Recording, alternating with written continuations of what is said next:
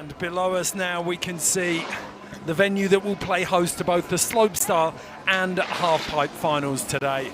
This man is Mr. Tim Warwood. Thank you. One of the finest indoor snowdome riders Britain has ever produced. The reigning British slalom champion. In the 90s. And my name is Ed Lee. I'm the three-time undefeated world air guitar champion. And I was the indoor big air champion one year. You were. That was the year that they built the jump. They built the frame of the jump out of massive polystyrene foam blocks. Do you remember? Yeah, it's like a foam pit, basically. Welcome to the LAAX Open. We have all of the finals today, but we're going to kick off with some semi-finals action for the men's slopestyle. 24 men going to get cut down. We'll find out in a minute. I think it's down to a 12-man final. 12-man final. Yep. Okay. And the other big news, we're going to be giving away this bad boy at the end of the show. So any LAAX Open social content that you can find, if you want to chuck a comment up there, roasting Tim or I, or commenting on how good the competition is, the funnier, the more insightful the comment, the more likely it is to win the board. We've got a leader at the moment who correctly identified that Rocket Reeves, the old big mountain legend from the late 90s, rode a liquid snowboard. Liquid snowboard. Not a 5150 as I erroneously claimed. Yeah. But this is a 50 Burton model, full park spec, so it suits LAAX if this is where you ride normally, but it's got this Look at the limited graphic. Oh, it's got LAAX written on it. Didn't realise that. I hadn't seen that on the bottom. That is a beauty, isn't it? Look at that thing. How many of them did they make? 50. 50 of these boards with the LAAX Open graphic on them. It's number 50 of 50. What? Yeah, there you go. It's the 50-50 board, and this is board 50 of 50. So this is a wall board. You're not riding this. I was just about to say that's sacrilege to ride that. Okay, we talk a lot about the riders who are competing today, and we have got a big list. Let's chuck some of these down. We got Red Gerard in here. We got Rocco Jameson, Cam Spalding, first place qualifier, last year's winner, Crystal Globe winner, Liam Brearley. That boy's on a tear at the moment. AKA the T1000. He's unstoppable. The slopestyle Terminator. It will be a molten pot of steel is the only thing that can stop him. There is a really nice mix in here for me, like Dusty Henriksen and Marcus Cleveland. I can't believe I'm calling them more of the veterans, but both previous alumni of the LAAX Open going up against that fresh generation. Some of the names that are going to stand out off this list, very impressive. But while the riders claim to be the stars of the show, we know who the real one is, don't we, Tim? We do indeed. It's the course. Let's take a closer look at it now with the course animation. I really like this because you can actually get a feel for the spacing on what's on here. So up at the top, you've got the start gate. They've just doubled up the start gate, actually. There's a second layer to that, like the pipe, so you get some spectators. Hitching post, really slow to start, then 3 rails, that down to dink, down, flat down, and then a flat bar, and then start to speed up the cannon and the rainbow. A bit of distance on the rainbow, 8 meters, seen some lovely laybacks on that. And then you've got the sole standard kicker on this course. 16.5 meters to the first line, 25 to the last. Then it gets interesting, Tim. Yeah, into these two Twisted Sisters. You might remember those from Pyeongchang, those first time we saw those kind of melted takeoffs. And then you've got these shark fin takeoffs, trying to keep as much speed as you can into the dignity stripping quarter pipe, a horrendously angled vert wall of ice, which then pitches you into these. And that's the distance between landing the quarter pipe into these 3 rails here is so quick. If you go big on that quarter pipe, if you travel down the pipe, you get little to no time whatsoever. You need fighter pilot reflexes to take on the rails. What did A-Hall call it yesterday? They have a name for it, don't they? The Run Killer. The Run Killer. We call it the Heartbreaker. Yeah. But yeah, a lot of people, some of the world's best free skiers yesterday in the final, coming unstuck on that last rail. You're literally clinging on by your fingernails at that stage. You've laid down the best run of your life. Then you've got to slow it down, compose yourself, and try and get through those. It is really, really difficult. Must be said, though, not the steepest of courses. Speed always here. You've got to manage your speed well, make sure everything's super clean. You can't be sketching through any of the features and expect to kind of just sail your way over the next one with the trick you had in mind. So it's all about being clean through this course. And actually, the one thing about being clean is we're seeing the judges reward that massively as well. Yeah, the execution has played a role in every round so far, in the women's semis and the men's qualifiers. But the interesting thing here is, and we talked about this a lot in the previous rounds, but the overall gradient of the hill is quite shallow, but the landings are huge and long. Like, they are steep. So if you land in the sweet spot of that landing, you're going to have plenty of speed. Yeah. Over jump, under jump, then you're in trouble. But the other thing is, the reason the Cannon and the Rainbow are in there, you've got to start accelerating at that part of the course. So if you're at all on the brakes coming into those rails, then you're going to suffer on that first kicker. Yeah. So that's, I mean, what are we doing? We're trying to tell people to suck eggs at this stage. Like, we these really are are some of the best riders in the world. And we touched on it. There's a really good mix of experience and versus enthusiasm here. That's absolutely true. Yeah, there's no better way to put it. And it's, it seems strange at this late stage in the week to be knocking out a semi-final, but what it does do, it gives us a fantastic day of snowboarding. So we got the big air gold medalist from Beijing, Ming is in there. We've got Dusty Henriksen, and we've got the legend Marcus Cleveland. Those are some of the big, and Red Gerard. We lost Mark McMorris in the qualies. Really gutted about that. Would love to see him ride today, but I think those guys are going to be leading the path. Little bit of a perfect condition, snow-wise and visibility-wise. Little bit of a tailwind, though. Little bit of a tailwind. But I guess, do you want a tailwind or a headwind or a tailwind? Tailwind, exactly. So I want to hit that fifth line. And it is a bit cold. Yeah, it is cold today. But I think once it heats up a little bit, and it will heat up here, we will see this course start to break down slightly, I want to say. Okay, we've had a look at the course animation. Let's take a look at it from a rider's eye view with the one and only Marcus Cleveland. The course for the 2025 LAAX Open is pretty cool. Got some different features in there this year. It's definitely a little challenging, especially with the blue tang jumps. The shark fin, also the quarter pipe into a redirect to the rails. First off, we have this spine with the rail on top. I'm gonna slide from the left side to the right side just to gain a little bit of speed, and then into the either down rail, down flat down, or down flat rail. I think I kind of go with the classic down rail. It's like you can't go wrong with the down rail. Then you're coming into either a shootout rail or a nice rainbow rail. I always love the rainbow rails.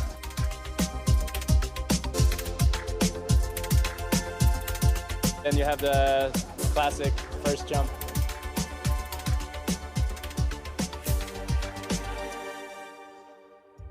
Into the blue tang jumps.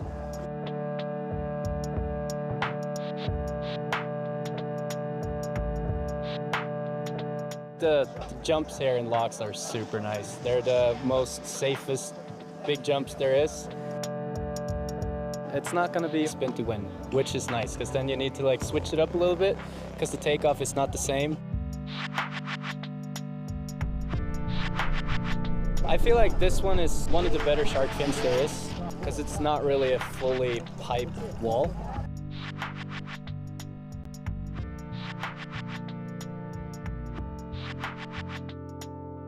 Into the quarter pipe, which is challenging.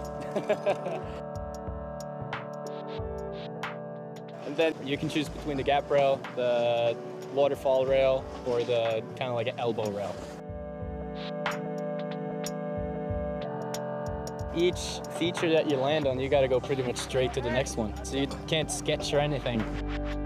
You have to be creative. There's a lot of tricks that hasn't been done yet. Whenever I go ride, I just try to mess around and have fun, and then something creative just pops up.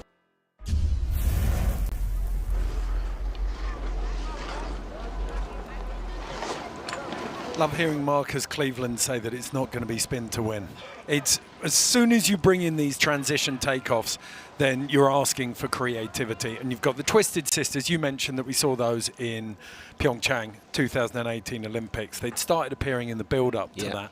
But I think when you've got those shark fins, they're legit half-pipe transition takeoffs, and then you're going straight into a 45-degree quarter pipe. It's not even a flat quarter pipe. No, it's properly on the angle, isn't it? And if you're, depending on your trick selection, or you're landing backwards off that final shark feature, almost, dare I say it, the straight jumps at the bottom. What are you going to do? How good is your half-pipe riding? Can you hit a wall switch? You're going to switch front side. I mean, you don't want to be switched backside into that beast, because it's the statement end of the run, isn't it? Unless you're Scotty James. Unless you're Scotty James or Val Gaselli. I tell you what, Scotty James would be looking over from the pipe platform thinking, you know what, I could probably put switchback 12 down off that bottom gear and take this out. Have a swing at this. Yeah, maybe. Backboard same way through all of the rails. Yeah. Actually, I bet he's got a half-decent rail game. I hate to say it, and I can say this because I'm friends with him, but I don't know if you remember, obviously you know Billy Morgan, but the year when he bought... was you going to throw Billy under the bus? 2 triples. I mean, he was head and shoulders above everybody else through the jumps. Yeah, back-to-back triple 14s. Back-to-back triple 14s on the jumps before anybody else was rocking them, and I think it was the first or second year they'd put that dirty quarter pipe in at the bottom, and he couldn't ride it. He chucked away the prize, chucked away first place. It was 50 grand that year, wasn't it? I think it was 50,000, yeah. Sorry, Billy, if you're watching. But it just goes to show, doesn't it, how the face of slopestyle has changed, and what the course builders and the riders and what everybody's doing to try and push and basically create a better overall slope rider. Well, what I'd like to see here, I think when you look down, we talked about it, when you look down the list, some of the stuff we saw Dusty do back in 2020, 2021 when he first turned up, like the hand drags into the front flips, the top of the shark fins, it's game on up there. Like, there's no area of this course that's closed. So if you don't fancy the shark fins, like, get in there, get something knuckle huck off the end of that and get creative. I think, like, you got to challenge the judges with this, and there's a lot of places that you can go in and get a unique selling point. So why scale back if the transitions don't suit you? Find something that does. And I think that's where those names, I mean, you get brave with it. That's where I think this course shines, if you can get really creative. And we had our first qualifiers on Wednesday, second round of men's qualification on Thursday, along with the women's semis. They've had 3 days on this course now. Hard out riding to try and get a feel for it. Yeah. So, I'm excited about this one. Yeah, me too. Okay, first rider in the gate is one of only 2 Swiss riders who've made the slope finals. So it's a shallow pull from the Swiss this year. And Alex Latorto is qualified. He came through in 12th place in the first round of the qualifiers. But then Jonas Hassler. I was going to say bookend, innit? Qualified in first place in the first qualifier. So you've got Swiss at each end of the scale here. But as we know, how many times have you watched someone come through qualifying in first and then just crumble in the next round? I mean, this is it, isn't it? And it seems crazy to say we're still at semi-final.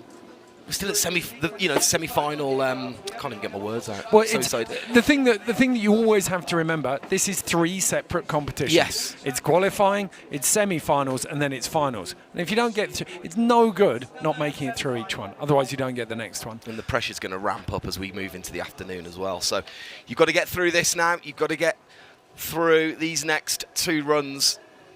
Okay, Alex Latorto, look at this. Perfect conditions. We're going to get a taste of how much the wind's affecting them. They've been training since 8:45 this morning, had a little bit of a reshape on the course. So we're expecting things to be in pretty good shape for the first runs through. We'll have a little bit of a break as well. The shapers will have a good chance to get this back in solid condition after 48 runs through it for men's semi-finals for the finals this afternoon. But let's take a look and see what the wind's doing with this. 30 seconds before the first rider drops. Predictions, Tim? Liam Brearley's going to make it through. Yes, 100%. Cam Spalding, the Canadians are just looking really good. Dusty Henriksen, I always want to see do well on a course like this. And I think, I don't know, Red Gerard, potentially, if there's a man that can bring the creativity to it. I tell you I watched Brooklyn DePriest at the Junior World Champs a couple of years ago. He's got a hell of a switchback triple 14.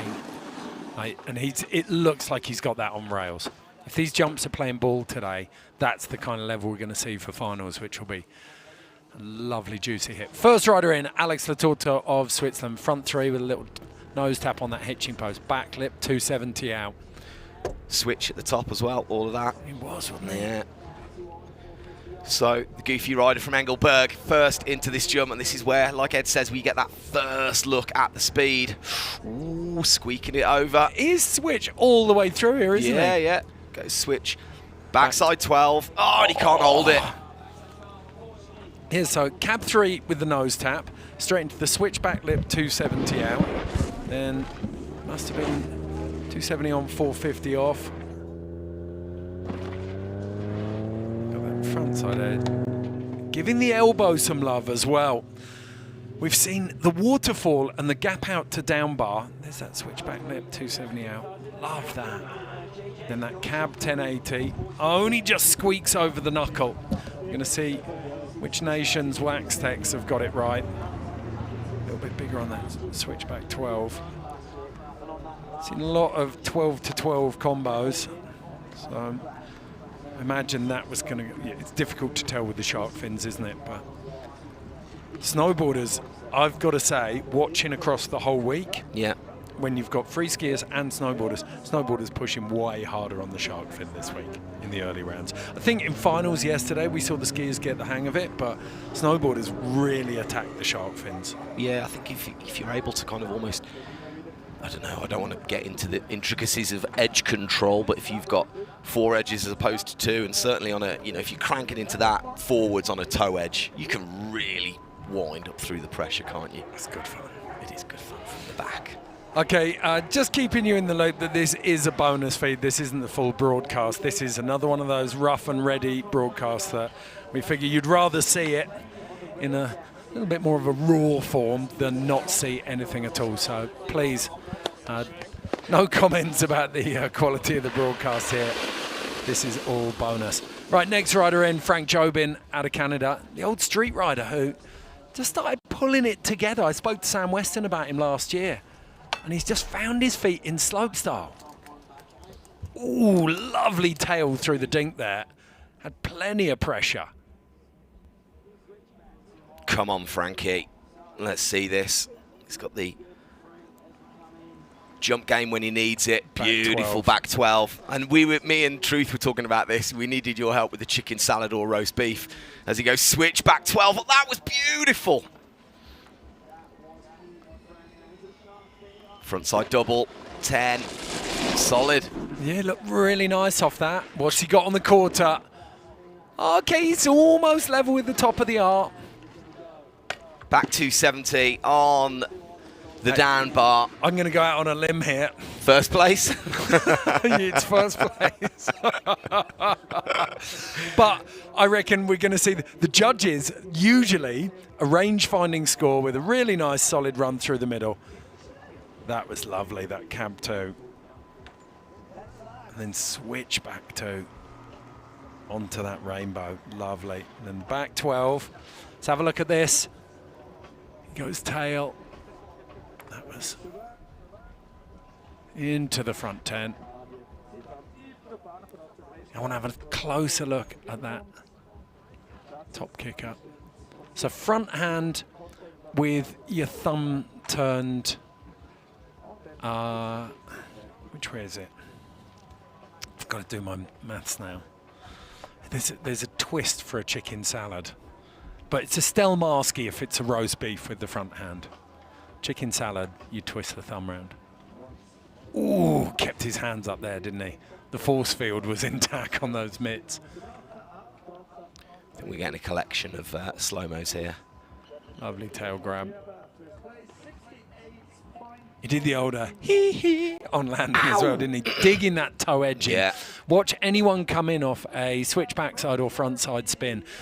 You can. David Benedek was the king of just pulling his back arm back to stop the upper body rotation, but a lot of riders these days using the toe edge as they land.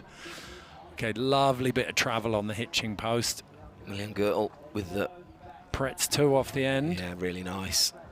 And he goes front board 270 off the rainbow. The German rider, I was chatting with the German coach, and he was a surprise entry really to these semis. Back 12. gets a handful of the switchback 12. Oh, that was nice, wasn't it? That was very smooth. Over onto the rumble strip, as you called it. He went super far left, didn't he? Double crippler going pretty deep past the second line.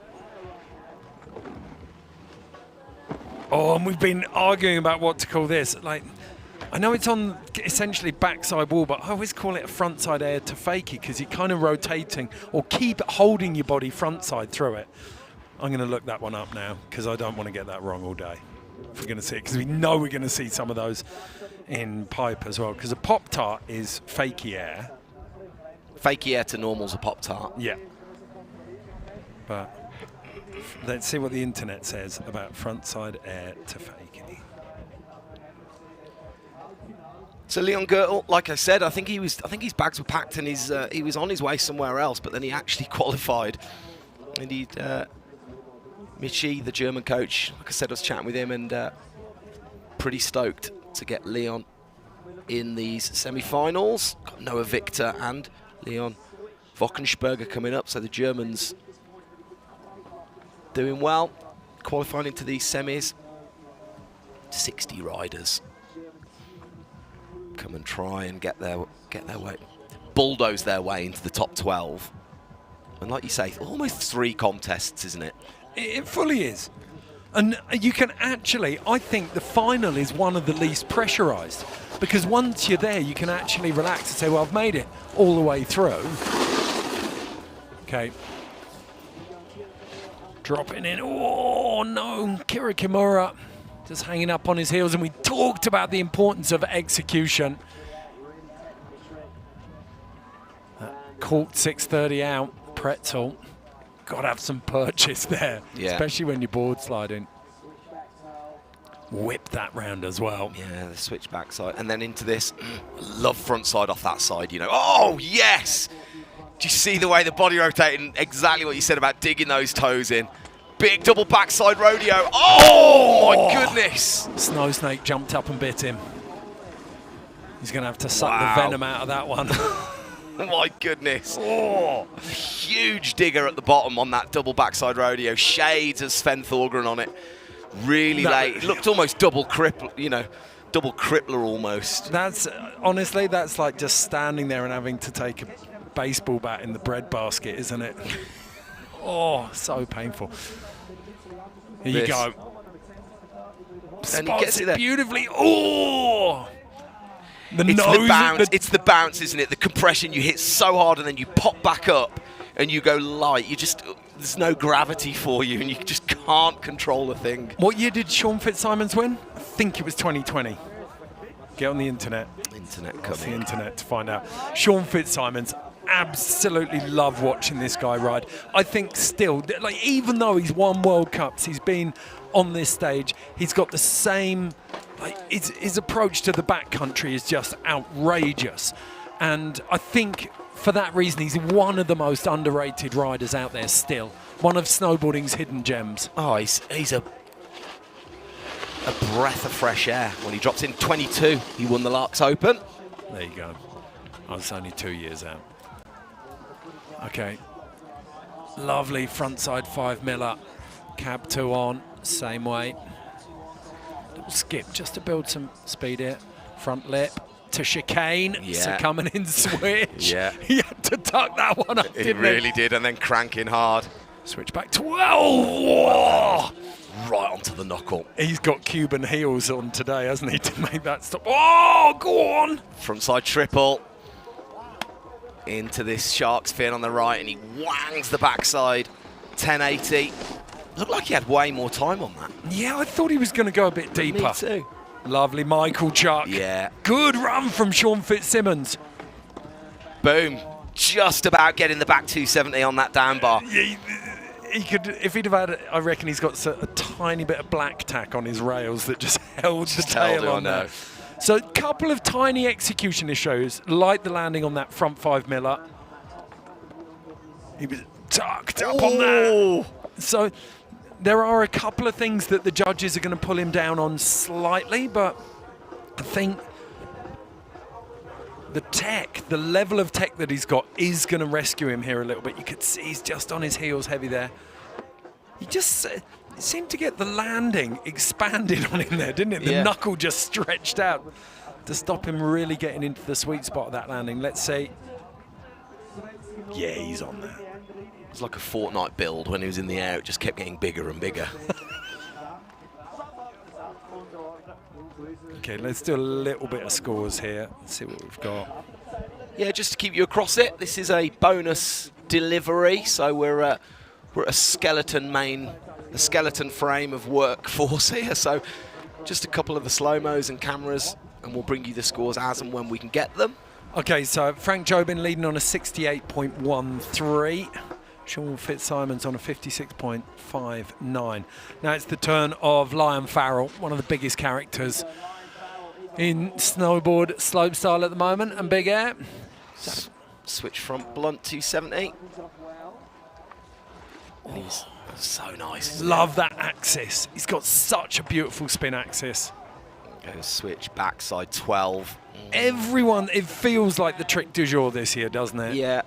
And then this is a beauty off the toes. Front 10, Todio. Not Todio, he wasn't swinging it, was he? But back 12. Back 12. Now switch front side into the QP. Harkin. Yes. Oh, he did well there. Yeah. Little bit loose though. Oh, and that's, you could argue really strongly that little period on the end there, the back 3 to 50-50, was what really bumped his score for finals. Yeah. One of the techiest tricks we've seen on that gap to down bar. So from one of the tricks that we're seeing from in almost everyone's run, the switchback 12, straight into one that you don't see from anyone, and it was really casual. Off the toes, front 10 tail. It's funny, isn't it? Because the purist will look at that and go, it's a work of art, it's this, it's that, and it's technically it's not the highest scoring trick, but it's done to perfection. It's done so nicely, the front side spin. Well, we off saw the that. Toes. I saw it yesterday in some of the free ski. You'd see scores come in and people trying 12s on the quarter pipe at the bottom and getting a 5.14. Landed, but it's a bit sketchy. Then you throw a 9 in and you get a 7. So it is. There's a clear message across the board, and we saw it in the men's qualies as well. Execution over like a sketchy level of difficulty. Okay, so Yiming, coming back from a couple of really niggly injuries. Before that, he was absolutely unbeatable, but we've seen a more human side to Ming in the last 6 months or so as he's made his way back into competition. So a couple of scores in there. Frank Jobin, Leon Geitels, Sean Fitzsimons, Liam Farrell and Kira Kimura, the top 5 at the moment. Ming dropping in. Goofy footer. Oh my goodness me. If confidence is one of the key ingredients in a slopestyle rider, it's never been more evident than in Ming at the moment. Like a guy who could not put a foot wrong. He probably should have won with Max Parrot's knee grab 2 golds. Yes. In Beijing. In Beijing at the Olympics. Like, he literally, I was like, oh, we're just going to be commentating on one dude for the next 10 years. I mean, and look it'll at be this. But look at the run. It's almost like the pressure valve has been released now, and he's just swinging at it like a 4-year-old at a pinata. He's just, once the pressure's gone, he's fallen over. He thinks, oh, well, it doesn't matter anymore. And now look at him. He's an, I think, pound for pound, probably the most technically gifted rider in the world at the moment. He's taken Marcus Cleveland's crown to some extent in that field. I agree. I absolutely agree. The confidence just isn't there. He's struggling so much. Okay, so Su Yiming under pressure. That fall on the hitching post means that he now has to deliver on the second run, or the finals will be without a Chinese rider. Unless Yang Wenlong can deliver, who did qualify in, I think it was 4th place in the second heat. Look at that! Look how bold he was on that. Unbelievable. Huge 16, and he, like I say, once the pressure's been released, it's just, I'll just put this 16 down like it's a 12, no problem. Don't worry about it. Okay, we just talked about him. Marcus Cleveland. In most people's minds, forever the kid. There's Liam Farrell again with that Todio 10. Front 10, yeah. We just to reiterate, it is a bit of a bonus feed, so we're bringing you almost the judges' feed here, as opposed to an actual live broadcast. The live broadcast itself for the men's finals starting a little bit later on.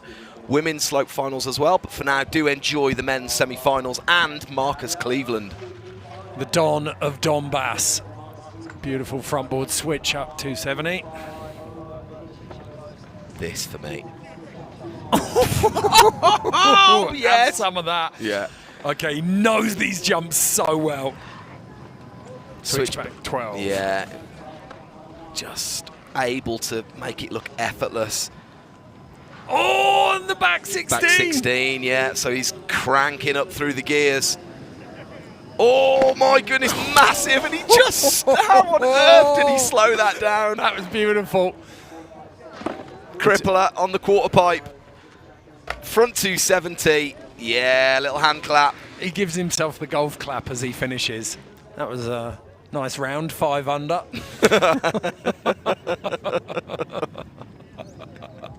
Look at that. I shouldn't have laughed at that as hard as I did. No, it wasn't that funny. Okay, Marcus Cleveland looking so tasty. That cab 2 into 630. He's got that switchback 12 into the back 16. And that was just immaculate. And the cab 9 double into that crippler. So it's that switchback 12. Melon grab. A little bit of a knee on that, Marcus. He really wanted that. Although he made... That is the definition of sweet spot on that landing. He had so much speed for the 16. I think he has the best human inner gyro of any rider. Dear. He just to have the wherewithal. Do you think General Electric based their tumble dryers off his I think he does. axis I think they rotation? Do, yeah. Okay, from Marcus, we go into, I think, one of my favourite slopestyle riders of the 2020s, Dusty Henriksen. Show him your Dusty Henriksen tattoo. Go on, get it out. No, I'm not on screen, I can't do it. He was enjoying the No Red one Bull wants to Rail see Riot my last right night, was buttock. Dusty. Thoroughly enjoying the Rail Riot. And here he is now mixing it up in the men's slope semis. Come on, Dusty. The goofy footer out of Mammoth. So creative. Winds up into the cab 12. Just a little hand down there. We can ignore that though, Dusty. I think we can. Then back 10. I'm holding my breath for him here. Oh, the bring back Yeah, to face. yeah, the front double everything wants to take it to 1080, but brings it back to 9. So not an ideal start for him Just in any stretch. Back 3 nose tap into front 2. This is nice, Switch lip to chicane. but keeps it switch Yeah. rather than puts it to forwards. The back 14, again, a little hand drag. Let's see where this went wrong. Frontside double opens up. Oh, He Jesus. either needed more speed or he needed to take off closer to the edge of that. You can go 6 meters on that distance-wise, or you can go 16 meters if you take off from the very back. Yeah, there is a bit of breeze there. You can see just behind Eli Bouchard there, the banner's just rippling slightly. Wind is definitely a factor when you're 8-10 meters up over these kickers. Eli Bouchard, though, that kid who grew up at Maximise, 8 years old I think he was when he did a double backy. There was that kind of hype around who can get the smallest kids to do double backflips for a little while. But Eli has matured into one of the most scintillating riders of recent times. He's got such incredible air awareness, but his board control as well, as seen through that down flat down there with that beautiful kind of nose press switch. Yeah, that was really nice as well. The 180 to fakie, or tail press, nose press, call it what you will. Come on, Eli. Cabbed up 12 into... Oh my goodness, backside 14, huge. Double crippler Lets it hang out there a little bit, just opening up. Knew exactly where he was. The alley-oop backside rodeo. Nose slide, pretzel on the dropout rail. Do you know what? Solid run. Is he dabbing? I love that claim straight away. He's dabbing. He's like, can I go? Can I go? I got this. It's got such lovely press. There's shades of JP Walker in his nose press, aren't there? Oh, yeah, this. Here we go. He's got the 180 same press. kind of stance on his board. Cab 12. Little bit tail heavy on that, but I'm not docking for that. Back 14 nose. Yeah, it's really nice. That last 360 on that back 14 as well. The way he just kind of opens up. One of this newer generation that literally sticks 2 fingers up to the laws of physics. He works on a different set of rules, doesn't he? See that? I love that. The fact that his body position barely changed, even when he'd let go of the grab. I was working at Spring Battle last season, and he was there, and he was the first kid up, last kid off the hill every day. Worked so hard. I think it's part of the culture at Maximise, though. Yeah. Look at McMorris, is exactly the same. So Cleveland, no surprises, leading the charge. 10 points clear of Frank Jobin, Leon Geitel in third. Sean Fitzsimons, the makings of a really good run there for him. Just a little bit short of execution. Liam Farrell, Ming, all some fairly big instabilities down the bottom of the course. Ming, I tell you what, the fact that Ming dropped that one on the hitching post and still is in the high 40s is pretty impressive. Now, come to that German goofy footer. It is, of course, Noah Victor. He's got some, I tell you what, he's got some decent big spins on him, hasn't he? Yeah. And he makes them pay through the middle of the course. Yeah, another rider benefiting from... they've got a brand new airbag, the German team. It's a work of art. Is it? Yeah. Where really is it? Nice. In Deutschland. Bischofshofen. I'll find out. Bischofshofen. Yes, that's it. Oh, got it, yeah. At the Christopher Schulen. Ooh, lovely 630, yeah. Okay. Going backside on this first 1260. Was that nose to tail? Yep, it was. Really nice. And then he goes switch front side. Double. Should keep this back to fakie, which he does. Love that. Double backy melon. A little bit of Terrier flavour in that. And then switch backside 12. That shark fin today is serving up either too big or too small. He's got that crippler. Oh, he wanted to 270 out of that, didn't he? Oh, he did a good job of hiding it, though, potentially. But, yeah, the judges will have the steno up there. But you're judged on what you do, not what they think you should do. Like, they're not allowed to say, oh, he meant to do that. No, that's true. And it's clean through there. There were no instabilities. Switch 270 on that cannon rail to kick things off in that 650. And then this. Melon to nose. It was really tidy. Yeah. And this, the switch double under, brings it back to fakie. It's like half cab, double backy, bring back. Yeah, it's nice. Quite like it. In fact, that was better than he did it in the qualies as well. How would he was opening up way earlier in the. Here we go, qualies. Melon. Then he's lining up. Knows exactly where that tail is. Backside spin with a tail grab. where you just get to tilt your head slightly and look over your shoulder because your hand's already down there. It's a beautiful position for that spin. So there's the half cab into that melon double wildcat and then bring back. That's, I mean, it's got shades of Jim Rippey, hasn't it? If you've never, did not think I'd hear that name in the broadcast today. If you've never heard of the Reverend Jim Rippey, go and watch some. That's your YouTube watching for today settled. He was a kind of big man, hell man, but he had a period where he'd wear some red pants and get down on a big air. The Rippey flip. Remember the Rippey flip? Yeah, it's like that telegraph pole inverted front seven, wasn't it? Yeah. Hell of a trick.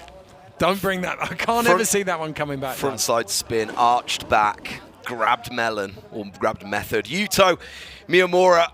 Get your calculators out, people. There's some big spins coming, this kid. Yeah, this will be fire. Yeah, all you need is a stick and some sugar here, and you can make cotton candy or candy floss if you're in the UK. Oh, well, we cursed him there. Oh, he had to fight for that one, didn't he? Switch backside. And 10. Okay. no, he's going light. Usually this Yuto, every time I've seen him ride, he's just powered up. Wonder if they've just thought, you know, you're one of the lighter ones. We've got that tailwind running.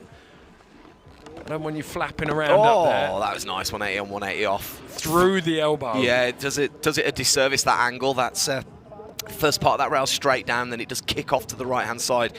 Well, I think, Ed, what we're looking at the moment potentially is, you know, mid-70s is going to get you second place. So yeah, but right, we've seen. I feel like this year the judges have downgraded everything. The judges know they're in a pre-Olympic year and they're expecting to see, I think, 16s and 18s throwing down in slope runs. But you literally just said the run before, you can only judge, you can't judge what they expect, you can only judge what you see. No, but they can, yeah, not individually, but they can set the scale. True. So you're allowing for true. that. And that's what we're seeing. If you're 12s, 10s and 12s, they're going to leave so much daylight ahead of them in the event that Liam Brearley comes down or Rocco Jameson comes down and chucks out an 18. Yeah, that's true. They've got to have, like, imagine if you get an 18 to a 16, like Red's All of a capable sudden. of doing it. Yeah, yeah. And you've got everyone else in the high 70s. You're like, this feels, we haven't got enough points left. He's got 116. Can we change the scale to 150's the top? Yeah. Yeah, we've changed our mind. It's now over 150. Okay. We'll bring you these scores as and when they come in. In fact, let's go Eli Bouchard, 70.93 from a couple of runs ago. So Eli does go into second place. Here we go. Our influencer in the wild, Leon Wockensberger, about to drop. Give us some more points now. Yuto there's gone 62.9. So Yuto with that run has gone 5th. So, Eddie, I think you're spot on there, pretty much. Okay. Lovely cab 5 mil from Leon to kick off. Comes down onto the cannon. Cab 270 on, 450 off. Got some big spins when he wants them. Has he ever? Oh! Opens up. I'm pretty sure that was 16, wasn't it? I think so. Switchback 16. Yeah. Into the back 14. Wallop. Have some of that. Big. It's kind of crippler, late 180. Yeah. Double crippler, late 180. Or you could call it front 9. And then, it landed so flat, didn't he? How did he muscle that out? Yes, Wockensberger. Super geil. Das ist der Wochenspiel on the Wockensberger. He's had a big year. He's had a lot of injuries. Imagine if he had a pro deal with the Glockenspiel. Wockensberger's Glockenspiel. Cheeky little grab as well, coming off the cannon rail there. Let's take a look at this then. Switch backside. Yeah, backside 16-20 to you and me, and then he chucks the backside 14. Little heel heavy there, but with that is splitting hairs. I think this could challenge Cleveland. Like the 16 was further up the hill, but it was, interestingly, Cleveland's 16 was off the Twisted Sisters. Yeah. Way, way harder to take a big handful of a spin off a transition takeoff. So judges hopefully will be taking that into account. Look at the speed on that. I think it was actually sped up. Composition score on this might just hurt him a little bit as well. Do you think? Was he melon on the back 16 Yeah, and the back 14? And he's just letting go a bit early. I mean, you were literally splitting atoms, aren't we? But Front side grab. I'm calling that front double 9. Front double 9, yeah. And did let go a little bit early, and then on the hark and flip on the quarter pipe, he does land super flat, a little bit under rotated. Okay. I think he knows it as well. So no, I don't think that's going to challenge Cleveland. But then again, what do I know? Jakob Hrones up next, Czech Republic rider. Kuba Hrones. Skids, he had a really good run at the Big Air in Klagenfurt. Where's Wockensberger gone? 62.27. Yeah. They've really done him on the variety, haven't they? They've really done him there, yeah. That was a really good shout, Timmy. Really good shout. Just not getting the composition right, like not mixing it up. No. Not building that run. And not acing those landings. Cleveland called it. Big spins aren't going to win this. No. So a little front 3 nose tap into the back 350 through the down dink. So good. This is beautiful as well. Oh, was that 450 up as well? Okay, come on, Kuba. Stiffy, cab 9. Double stiffy, yeah. Working really hard. And walloping out that back 14. Now into the shark's fin. He goes snowboarder's left as he goes front side. It's slow.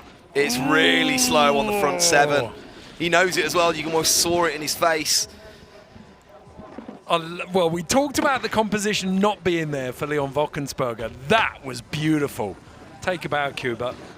That was really, really nice. Love the way he put that together. There was, like, the run was building with style and variety. Casual up top, then he's got that lovely back 350 right into the kink. Front 270 on. And then this switch front side, double stiffy. Look at that. So nicely done. Do you know what that's actually called? No, go on. It's called the gorilla stiffy. Is it? Yeah, once you get it double. Because 2 hands on toe edge is gorilla, and then you give it the stiffy. It's an amazing. Oh my God. I had a text from my sister-in-law, and she said, "Is there really a trick called a double stiffy?" Yeah. Well, there's weirder names than that. Yeah. Bloody Dracula. Look at it. Here it is. The gorilla stiffy. Moms and dads' hamstrings wincing as they watch this. Yeah. Any surgeon who does PCL reconstructions is just like, oh, I'll be seeing him soon. So Kuba will be relying on his second run, I think, because we're kind of into the top 10 now, the top 10 qualifiers. These lads running in reverse order. Just a tiny bit early. The speed wasn't there as well either, yeah, and he'd committed. His line's in his head. He knows where he's taking off, but he didn't have the speed. He was a foot under the lip there. The board was airborne early. Rookie to beat up. Just 50-50, 270 off. Front 1, cab 3. Cab 270. Look at the style. Oh, and going board across Lewis Egwibar Steves into that. Did you see him? Back 12. Lewis, I haven't heard that name for ages. Switch back 12. That was lovely. Was it back 9? Back 9, I think. 9, which is yeah. now slow. It's just front side thinking. alley-oop 10. Oh, best yes. thing we've seen out of the shark fin so far today. Kept it flat, didn't he? And then a whopper backside tail grab. Had shades of Terrier, that did. It did, didn't nice. it? He waited till the He apex, waited till the apex to and deck then chair it. Took the front hand over the back of the tail. So nice. Oh, rookie. Because I was about to say at the top, I love his style, and then the hitching post was a little bit janky. Yeah. But then he starts to get it flowing down here, doesn't he? That was lovely. The 270 off the rainbow. Oh, he's going to get punished for that. Yeah. Switchback 9. Switchback 9. So he's light there, but this got the pop, held on to that heel edge right off the lip. I bet that felt beautiful. Ding. Oh. Perfect tweak on that. And then the lip slide, just front foot, back foot down the waterfall. Some really nice touches on this. So, okay. We've got Leon Wockensberger with pretty good execution, a 16, but a weirdly put together run with some kind of not much variety. Then you've got a really eclectic run, a little bit light on technical difficulty and some execution issues. But how do you think we're going to see this slide in score-wise? It's really hard to call, isn't it? It is, and it is like you say, though, the judges, they expect. They do expect, and when you are looking at the likes of switchback side 16s, switchback 12s, front side 14s, you can't really be rocking out a 900. Yeah. As clean as it is, Jakob Prones on that 57.4 with a tidy run there. That'll be really lovely. I think he could squeak a final spot with that. You can go down to the start area now and have a little chat with Marcus Cleveland, though. Let's catch up with the Norwegian. Chris Corning from Colorado. Marcus, a very, very good first run. You must be happy with that and very relaxed for the second. It definitely feels good to put down the first one, because then you can chill and kind of think more what you're going to do on the second one. But yeah, feels good. Tell us about the 16. We just had a chat. You said you went way further than you thought. Yeah, in practice it was kind of chill going into it, but now I could feel that I was having way more speed than I was used to. But yeah, I had to open up a little bit, but it was fine. And what are the conditions like with the wind? It's a little bit tricky. Like, you gotta be on point with your edges and the speed, but I mean, as long as you just trust yourself, it's fine, I guess.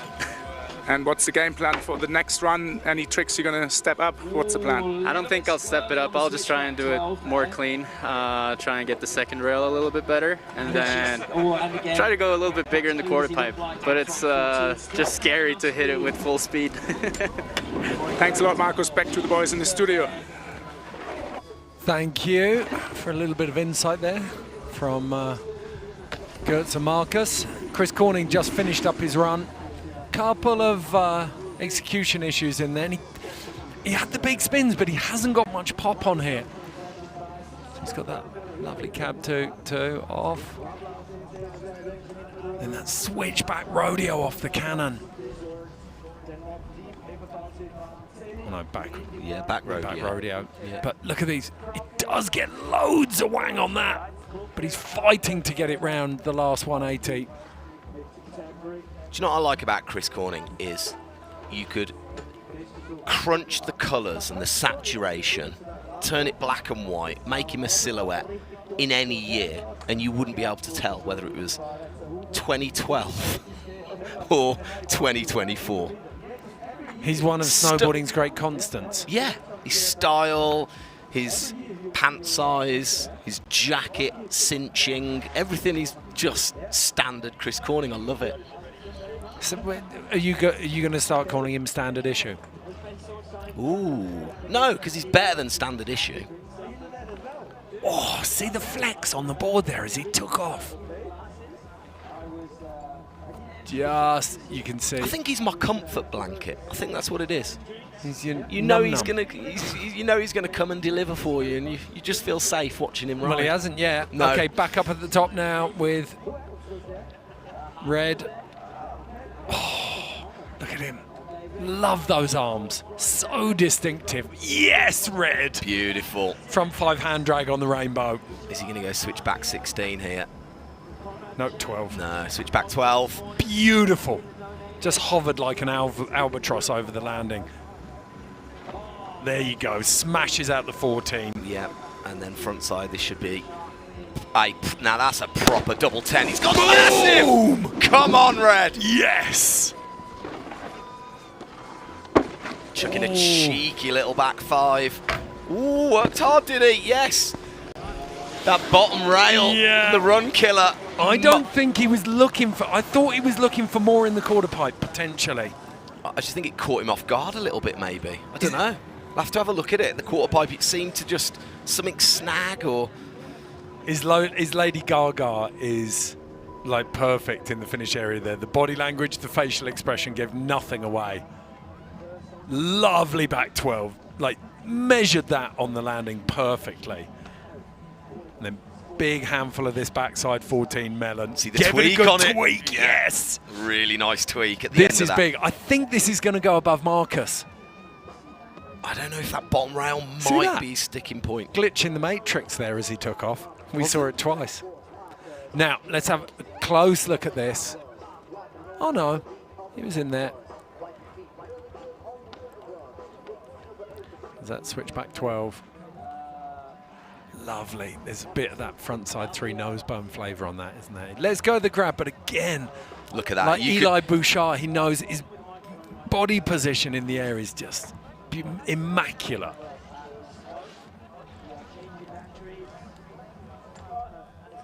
Let's hear from Noah Victor in the start area now as we go through these replays. Noah, currently in 3rd place. Very good first run. How important is it to get that first one down? Very important. It's good for the confidence. It just brings your nerves a bit down, and it just feels good. Usually I'm not the guy to land my first one. Usually I put the pressure on myself, so I'm pretty stoked on that. What are the conditions like? What is it like with the wind? I think it's all right. You just have to be confident. If you're not confident in the air, it could get you the wind, but I think it's still all right to ride. It's still good to ride. It's not the best out of the days we had before because it was really good the previous days, but I think it's really still really good. And a word about the course from your perspective as well. That's a very, very long but also challenging course, isn't it? Yeah, it's exhausting, but it's so much fun. Like coming from all the big airs, it's just so good to get some variety in the course and just have a unique course. And the game plan for the second run now? Game plan for the second run is to step up that last rail because that was not the best for me, and just keep it the same on top. Thanks a lot. Back to Ed and Tim. So Yang Wenlong just going through here. We catch up with the replays, and he makes a big old mistake there. Bounces off that rail early. Tries to make amends through here. Gets cab 9 and then winds up for 2 big hits here, Timmy. Yeah, he's whanging the front side 14. And then he's this. I needed to see the slow-mo again on this. He goes backside. Oh, really snatches the takeoff. Backside double 10. Really corked on that last double dipping on that one. He loops through it, doesn't he? And then the Harken flip. Sits down. Yeah, goes way too deep on it. So a little indicator of what we can expect from Yang, but yeah, again, another rider with it all to do in his second run now. As we come down, we're in our last 6 of first runs here. It is a... Ooh, yeah, did miss the grab a little bit. Yeah, it's a 2-run semi-final, and only the top 12 of these 24 are going through to this afternoon's final. Life is cruel. Yeah, interesting looking at the scores. So now Brooklyn DePriest. I talked about it earlier on. I would love to see a switchback 14 on this course somewhere. He does have it. He's got this in the locker. It's just if we're going to see it now. He's got it like most people have got straight 14. I told you this, didn't I? He's part of the Vale Snowboard Club, and I used to hang out with a guy called Mike DePriest about 20 years ago in Vale when I was doing my seasons.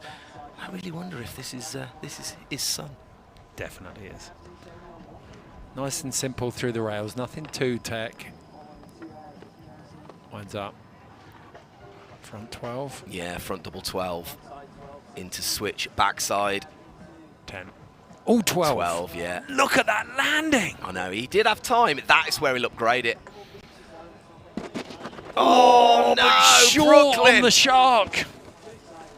Oh, that's gutting. Oh, and the body language tells you everything you need to know. Yeah, Mike, if you're watching this, please reach out. Give Tim Ward a message. Because I'm sure he will be. I don't think there's another feed showing semis. That's lovely. Backside nose press, 180 out. I used to order, I used to work at the smoothie bar at the top of the mountain in Two Elk Restaurant in Vale, Colorado, the top of China Bowl, and I used to give Mike DePriest free smoothies. And he worked at the McDonald's in West Vale. So I'd give him free smoothies on the mountain in the day, and then at night... Tell me, let me guess, did he make you a quarter pounder as a Big Mac? No. Well, pretty much he'd do me whatever, but I'd just go in and order a small fries, and then he'd go, "The fries aren't ready yet, sir. Go around the corner, I'll bring them to you." And he'd come around with a tray so full of food, I'd never finish it. But Go on, Mike DePriest. Yeah. I hope so much he is Brooklyn DePriest's dad. Okay, Dane sings, Dane eats, and Dane snowboards. Oh. Go and look at Dane's Instas. Dane Menzies, one of the most entertaining characters both on and off his snowboard, coming through in a very talent-rich New Zealand snowboarding program at the moment. So, goofy footer, just switching up. That was nice. I love it. Just getting a little bit tech up there. Oh, the nose press through the kink. Have to make sure that tail was far away from the metal. Love seeing a grab on the rotation off the rails as well. Lovely lean out of that 450. Switch back 12. Had to put that last 360 through the washer though, didn't he? As quick as he could as he goes. Frontside 14. Amazing. Beautiful. Go on, Dane. Oh, this is, oh, I was going to say. Back 10 layback. Yeah. He meant it.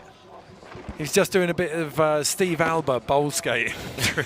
The frontside 5 into front, 270 on, 2 off. Oh, Dane. Beautiful run. We've talked about construction. Just like it's so easy to fall off that. Well, look at Su Yiming. Just ditched it on the hitching post, and he's absolutely showing it no fear. Love that. Switch back 12. Just puts that down, and then the front 14 with the tail. Boom. He just had this one left. Let's have a look. How bad is it? It's just a tickle. It is a tickle. He was testing how hard the snow was there in case he does fall later.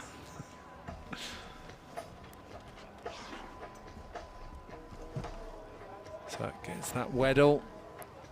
Tilting the head. It's going to be a long day for the top 12 here that qualify.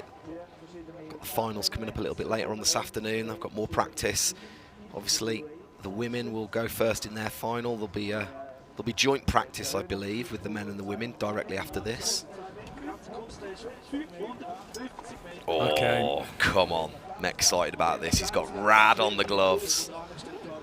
He Top 4. Personifies radical in my eyes, this kid. Qualified in second place, I think. Rocco Jameson out of New Zealand. If you've been following him on social media, you'll know that he's as creative with his outfits as he is with his tricks. Dad AJ has been coaching him, one of the first pros from the Southern Hemisphere on a full Burton factory deal back in the late 90s. See what Rocco's got here.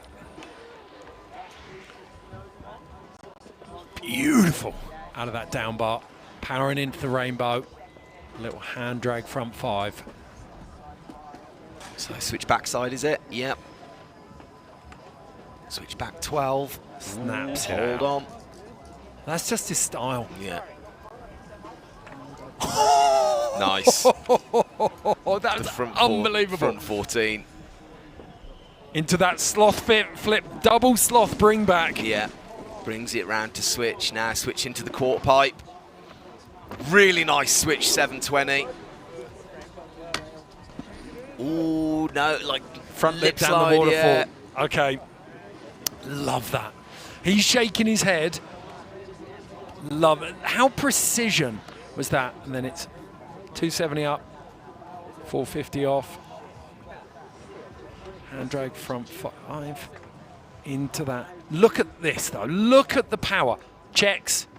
The way his head is looking at the landing, and then he just somehow elasticates his body into another 3. He's got that from his front 18s. Oh. I think he's all right on that. Comes off a little early. I'm extremely biased. Well, we both are. His dad's an extremely talented architect and designed my house. Did he? Yeah. Oh.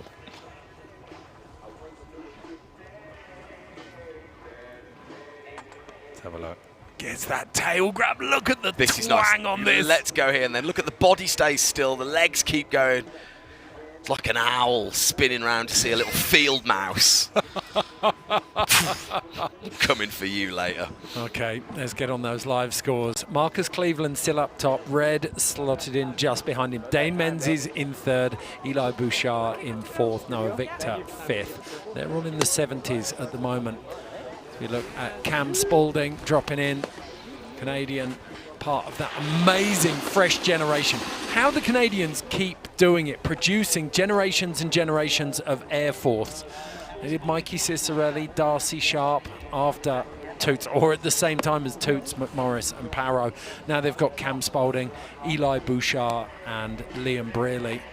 Just strength in depth is ridiculous. And let's not forget that Darcy and Mark are still riding in there. Backside 2 on, 2 off. front 2 on. Do you know what you're going to see here? You're going to see... Spring greens, Tim. Spring greens, so fresh. Oh, my goodness. Oh, roast beef to ragdoll. Cursed him. Wow, Cam Spaulding uncharacteristically dropping that first one, and he's straight on his merry way. On his earbuds. What was he just making sure everything's still there? He accidentally put on Barbara Streisand up the top. He's like, what am I listening to? Put him right off. That was lovely, the melon tweak. Taking a leaf out of Red's book. Wow.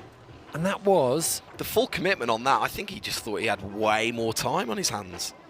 It's Stelmarsky on that one. What's Stelmarsky? Front hand roast beef.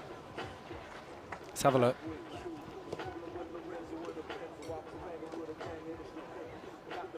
Yeah, with the thumb pointing forwards, so Stelmarsky. Got a tiny bit of front leg bone, but coming up short. Full 90 degrees. Lucky didn't clock his heel edge there. Okay, Jonas Hassler. Swiss, you can hear them. They'll all be up on the hill. On the left-hand side of the course here. Cab 2. Into that chicane off. Yes, switchboard chicane off the rail. Leant back on that takeoff. Thought he might have stolen a bit of his pop, but he made the landing. Yeah, switch 99, was it? Ooh, into that back 14. Huge double crippler. Oh my goodness, yeah. Third line, I think. Scrubbing a bit of speed into the quarter pipe as he throws that whopper half McTwist.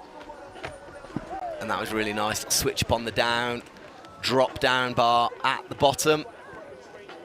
If confidence is currency, you're looking at a billionaire right now, Tim. Did you see the way he rode into the finish I was about to say, he rode into the finish as though he hadn't done a run. Yep.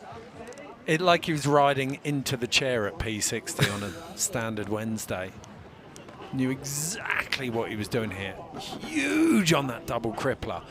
Love this. McTwist, but McTwist bring back? Corked back 3? Yeah, maybe McTwist bring back. But it's kind of not. No. He needs to be a full bring back. You'd want to see the Japan chicken winged and then brought back, a bit like Scotty does it in the pipe. We'll keep an eye on that one. Big run from Jonas Hassler. Okay, back up at the top. We mentioned his name earlier. By far the most impressive of this emerging third generation of the Canadian Air Force. Liam Brearley qualified in first and at a canter, Tim. He made it look relatively easy. He honestly didn't break a sweat. We had Truth in the booth and we were waxing lyrical about what he did because it was nothing short of exceptional, but Truth was very clear. He said that is him in third gear. He's got so much more to go. He's still, I remember watching him at junior level. He's one of the few riders I've ever seen without a tell when he switch. He's goofy foot, but you watch him ride regular, he rides regular better than I do. I love the fact that he's still got that black eye portrait on his FIS bio as well. Ed, everyone rides switch better than you do. Forwards. Oh, lovely. Stalled it out through there as well. Yeah, back lip through the dink. Front 2. Oh, look. That's the most uncomposed I think I've ever seen him look on a board. Back 12. Yeah, backside 12. The melon grab. Boom, switch front side 14. Couple of hands down there though. And then he goes switch backside 1260. Like it's nothing on that shark's fin, on that transition takeoff. This is massive. How is he going to get this rail in now? Oh! Not only did he come in at light speed, but he presented his heel edge to the waterfall. That was amazing. Laughs all around at the bottom, and that just goes to show how much fun these riders are having. Sure, it's the pressure of the competition. It is the LAAX Open. It's the one everybody wants to win. I love that. Up onto the rainbow, I hadn't noticed that. It's a tiny bit hard way, isn't it? Yeah. Hard way, so taking off from the wrong side, getting that tail over the rail first, or nose over the rail beautiful. first. That's beautiful. And this was massive. That is huge, isn't it? And coming in, cab 270. How was he able to cut? He just there. carved into that rail. Liam Brearley on a charge. Got that melon. So lazy. It's like the Canadian coach just tells him, okay, you got a 12, a 10, and a 14 in your inbox.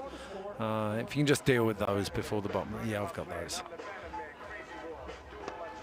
Beautiful work there. Okay, up to the top now.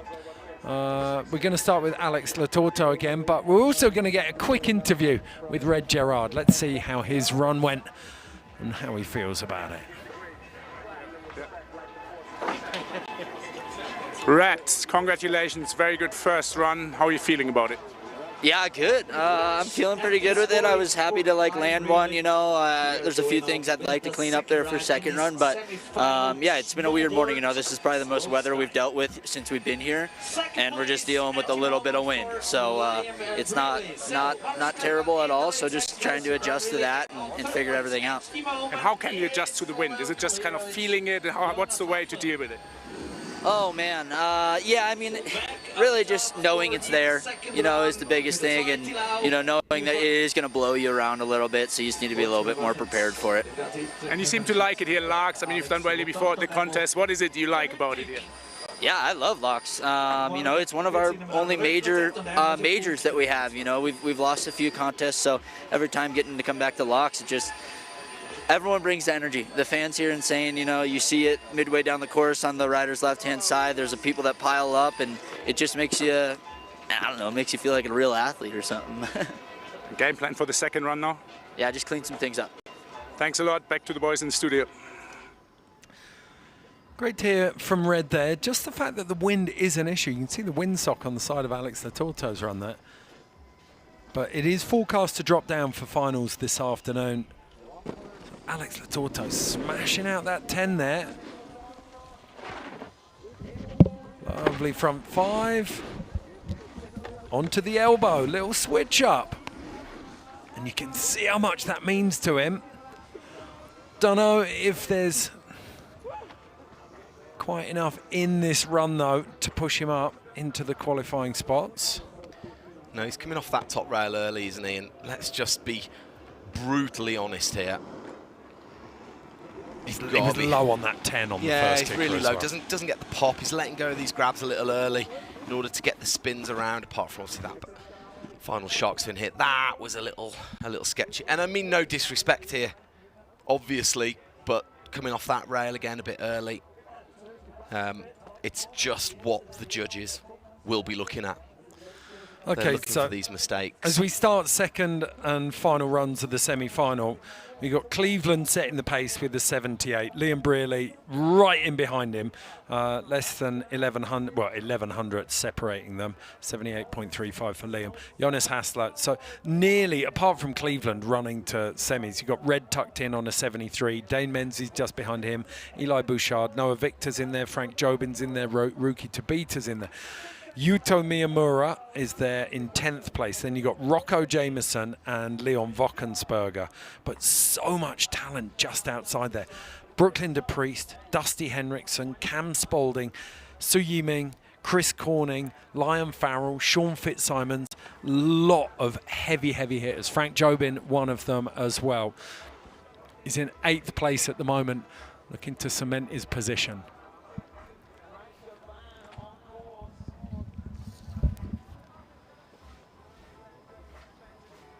Got to hold on to this, which he does. Come on, Frankie Jobin. As he goes switch backside now. Oh! You can just see him almost grabbing for the reins on that, trying to steady the ship.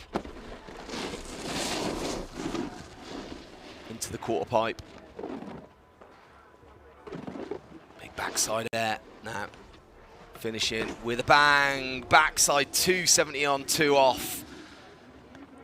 Gets the clap of enough respect down there at the bottom. So Francis Jobin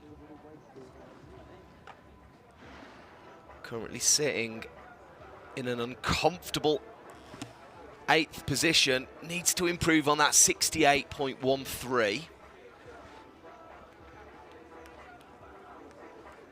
Let's take a look at it. 270 on, 270 off. Then they have this gap.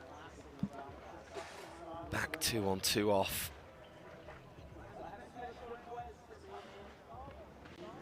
Switch back, excuse me.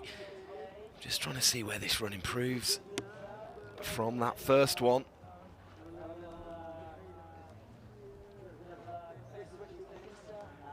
As he goes switch back here. The 12, and this is where he just goes a little bit unstuck, didn't he, on that run out. Oh. I don't know if for me this will be an improvement. Maybe a little bit actually, in all honesty. I'm just trying to cast my mind back to that first run. We'll wait for that to come in. That score. Leon Gudel, the German rider, absolutely flying off the rainbow. Oh, comes up a little short, got it. Keep the composure here as he goes switch backside 12. The speed is at a premium. And he goes too big and he reverts, and that will be the end of this run for Leon Gürtel. And indeed, in 13th place, Leon will not be in the finals of the LAAX Open. Oh, it's a shame, isn't it? Just stabbing the board into the knuckle on that back 12. Ooh. Went big and got the revert. Could have doubled as Stacey Peralta in the opening section of Public Domain there with that power slide. It's an old skateboard. Oh my goodness. An old skateboard video from the 80s. One of the best. If you've never experienced Public Domain, go there and give yourself fantastic education in action sports culture. Kira Kimura, we speculated run 1 that we were going to see a human tumble dryer attack the course. Instead, we got, I think, quite a pedestrian, conservative run from Kira. Let's see if he steps it up here. Well, he did have the 12. He had the switch backside 12, the front side 14, but... Well, that was nice, wasn't it? I mean, it doesn't look like a 630, but technically it is, isn't it? There we go. Same again, switch back 12. And here we go. Front side 14, cleaner. Yes! Bigger. This is it. Come on. Oh, he's on a heater here. And he scales it back on the double back rodeo. This time he stomps it down into the cab 7. Yes, this is it. Just hold on now as he goes back 360 on, I'll call it. And we talked about this with Liam Farrell. The judges absolutely loving that back 3 gap 50-50 on the bottom there. It's a bold, bold move on the heartbreaker feature, or as Ahul called it, the run killer. Yeah. Lovely. It's Pret 630 as well, isn't it? Like nose slide Pret 630. Switch back 12, front 14. Much better on this front 14. Not really going to get much of it. And as he's a slow short. He is short on that. But I think with the hack and flip on the quarter pipe and then this backside, this is a big gap as well. You don't really get it from there, but it's a big old jump down. I think this, for me, that's top 12 for sure. I think that's top 6. I'm going to go out on a limb, Timmy. Timmy, Coco Pop.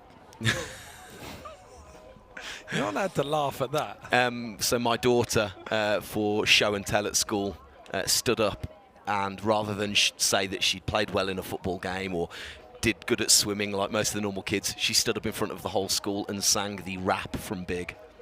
Did she? Shimmy, shimmy, cocoa pop, shimmy, shimmy, rock, shimmy, shimmy, I met a girl from the Trisket. She said a Trisket, a biscuit, ice cream, soda, pop, vanilla on the top. Anyway, save that one for another time. What are you I was loving that. You're getting a round of applause from over here. Oh, stop it, thank you. Okay, Eddie. Sean Fitzsimon's back in the start gate. Buckle up, people. We're holding on to this one. Eddie. Sean currently in 16th. He's going to be a pit bull out here. Stop the front page headlines. Kira Kimura, 59.48 for that, only good enough for 13. What are we missing? Okay, front lip into that huge chicane again.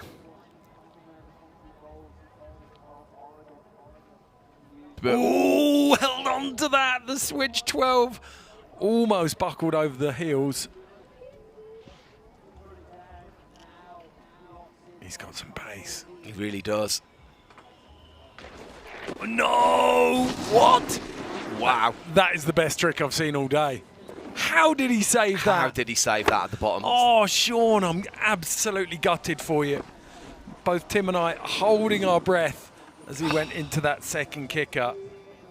Oh, gutting. Right, so the front 5, hitch in post, into that cab 2, 2 off. Front lip into the chicane, so he's coming in switch. Back 12. Just holding on, wasn't he? And he gets that front 14. Front 14 triple was really nice. Ah. And this. Oh. It had shades of a Simone Biles floor routine, didn't it? That was incredible. He had no business landing that whatsoever. And yet he rode away from it. It would have ripped a mortal limb from limb. Oh, I dread to think what would have happened to someone with lesser board control. Oh, so gutted for you, Sean. Well, he won't be able to add to that 22 win here this year. Currently in 16th, and that won't be an improvement with that huge double revert down here. So let's do a little recap. Cleveland, Brearley, Hassler, Gerard, Dane Menzies, Eli Bouchard, Noah Victor, Frank Jobim, Ruki Tabita, Yuto Miyamura, Rocco Jameson, Leon Wockensberger are your top 12. So we come in now with Lion Farrell. Come on, Lion, front 2 on 2 off, same way. Beautiful.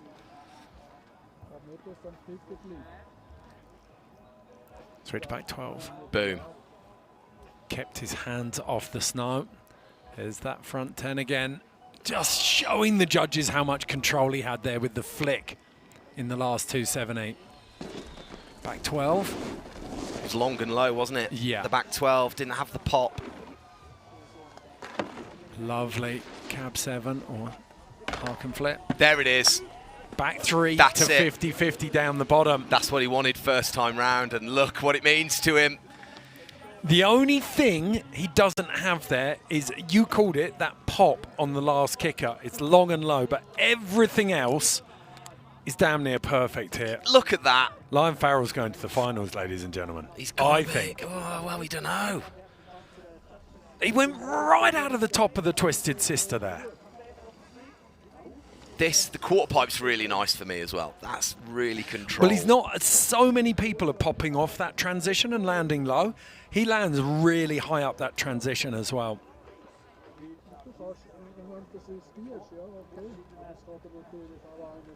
The melon grab, he's like snapping his forearm to get it around. It's stale, isn't it? He's regs. Excuse me. Okay, can go up to the top now where we have our highest placed Swiss rider so far, Jonas Hassler. Let's see what he's got to say about the comp so far. Lion was needing a score. We're here with Jonas, one of the 2 Swiss guys in the semi-finals. Good first run. How happy were you, sir?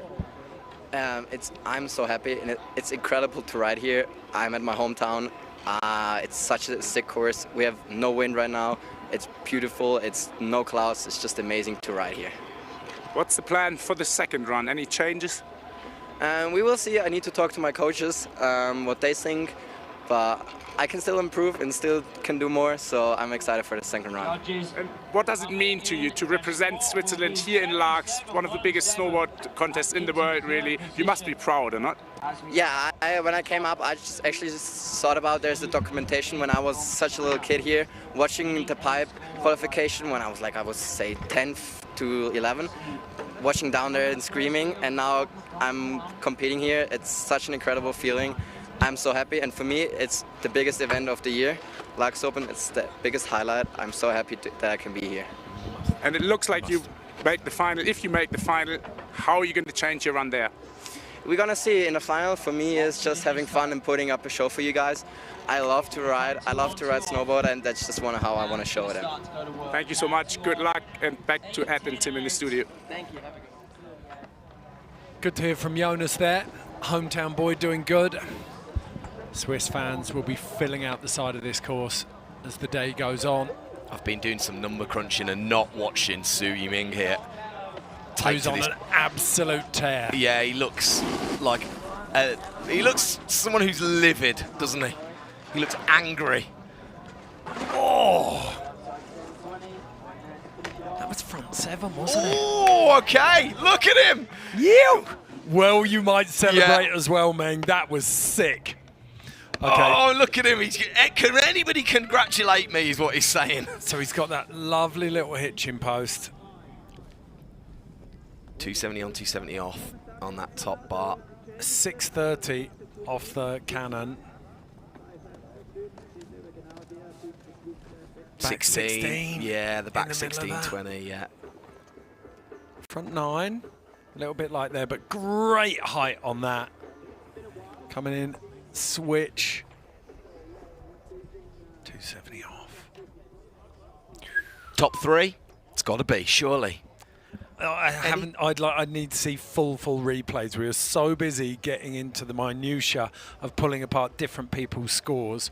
Taking a look at Jonas Hassler's run. Yeah. His Wildcat Japan on the quarter pipe worth 8 points. Judges absolutely loving that. They really are. Yeah, and you compare. Who are you comparing? I was comparing it to because I was a little bit. I couldn't see where Kira Kimura had gone wrong.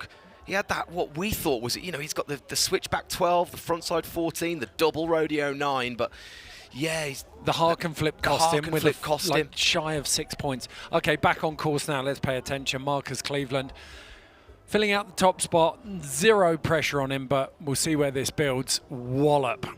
270, 630. Winding up. This was switched back to. Ooh, he's going to be relying on that first run score. Yeah, well, that's not going to be a problem. He's going in. Whether he goes in first is still an issue. Well, he's not, because score's just in. Su Yiming goes first man in the 80s. 80.88 for that run from Su Yiming. Composition score, a huge 32.5. It's a good job we missed it, because now we know exactly what he did ahead of the finals. Well, I can tell you, switch backside 9, backside 16, cab double cork 9. Wow, so... Really? Yeah. 2 9s and a 16? But his composition score and the rails, he had the cab 2, board slide 8, stalefish off. Yeah, I thought it was an 8. Yeah, so that's working for him. 8.8 for a Su Yiming. So that's where it's working for him, those rail sections. And we've got to remind ourselves that it's judged section by section. I know we get really sucked into the kickers, but yeah, we do. I tell you what, when you watch the women's, that really comes through. Oh yes, come on, Dusty. Love to see Dusty get a run down here. Winds up with that cab 12, way more solid on the landing of this one. Yeah, he's gone a lot bigger already, hasn't he? To the back 10. Oh, again, an angry style the way he slammed that board down into the floor. This time, huge, way bigger. Yes, Dusty. That was immense. Oh, we loved and waxed lyrical about that frontside air. The crossbone lean. Oh, and then the nose slide. Pretzel out. Kind of let it go melon, didn't he? And then just dropped his back foot and twisted method slightly He's to gone. get the crossbone. Straight out with the receipt in his pocket. He's going to go and redeem that right now. I love Weeding. I love Dusty's riding. So back 3 nose tap into that 2 on, 2 off. And that chicane off. Yeah, and I like the way he keeps that switch as well when he comes off there. Cab 12. Now I call this a 10. Let's just check it. 3, 7, 10, 14. I do apologise, Dusty. You made it look smooth. That's my only defence. And then look how far back he's taking off there. Whopping amplitude. You think you go in for the 10, and he kills that rotation, engages the self-righting mechanism, and brings it back proper Japan grab and tweak there as well. Oh, this is gonna. I think this is gonna be big, Tim. I think we're gonna see Dusty. Look at that, the way he twists his shoulders out of that rotation. Sets it down. Eli Bouchard stepping up now. This is brilliant, isn't it? So we'll wait for that to come in. Eli Bouchard currently in 9th. Gets that nose press on the hitching post. Again, nose press, switch up. Ooh, coming off a little fraction early there. Tiny bit. And the drone pilot showed him as well. Oh, what? Yeah, really nice. 180 up, nose press. Comes firing through there.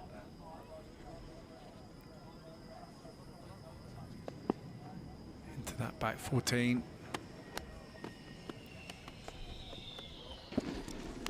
Then double crippler. Yeah. I was waiting for something on the end of that, but this goes up the alley-oop there. Okay, so he's got a knife. Didn't feel like he was going berserk on that one. No, I think you can tell, can't you, by the nod of the head, and he just kind of knows it a little bit. I think he wanted to tidy up the execution, but there's... Comes off a bit early there. I think that's cruel. Yeah. Because of the speed that he's got there. Love the 180 tail press 360 off, though. That was beautiful, wasn't it? That was big. It was huge. And then this double crippler. Do you think he was looking to bring that back round to, you know, to fakie? Yeah, I think there was double a back rodeo. One, yeah, I think there was late a backside 180. one missing on that.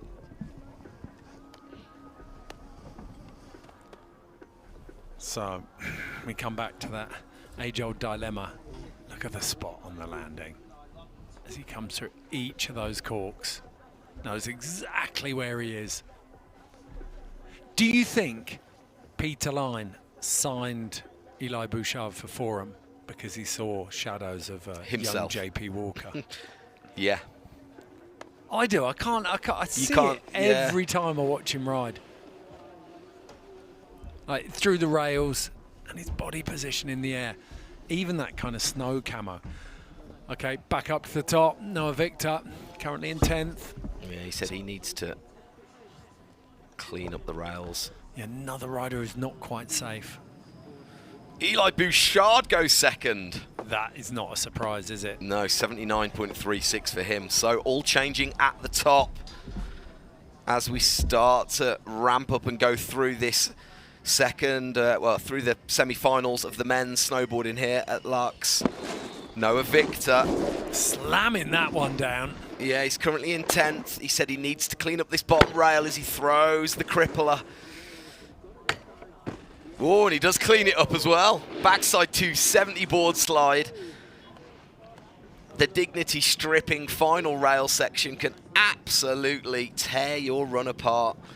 Okay, so bubble score at the moment is a 64.21 for Ruki Tabita. Frank Jobin in 11th. Noah Victor, who we're watching here, is currently in 10th on a 70.56. And you've got to say, Tim, it's probably going to be a low to mid 70s bubble score, isn't it? If everyone in these bottom positions now lands their runs as they are to come, then we could see this bubble score shift right up.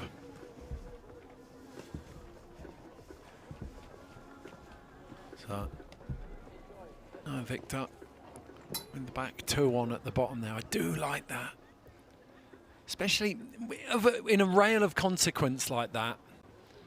That melon tail again. Melon tail, double grab. Judges all like that. Offer him a few more sweets for it, won't they? Well, I know the judges over the last 2 to 3 years have started collecting and building essentially a dictionary of tricks and grabs that have been done. So for the more attentive riders and coaches, you can go out there and say, hey, no one's done the front 14 with nose to stale. Yeah. And you can go out there and grab it. Okay, Yuto Miyamura, one of those riders who's come up in the shadow of Ryoma Kimata, Taiga Hasegawa, Hiroto Ogiwara. Still super talented, but just hasn't quite hit those high points that we've seen from the other riders. That's the weak link, the switch backside 9 tail grab. That is the weak link of this run. thought he might upgrade it a little bit because he is right on the bubble. Big 14. Into that. Down the pipe. Front 9. Yeah.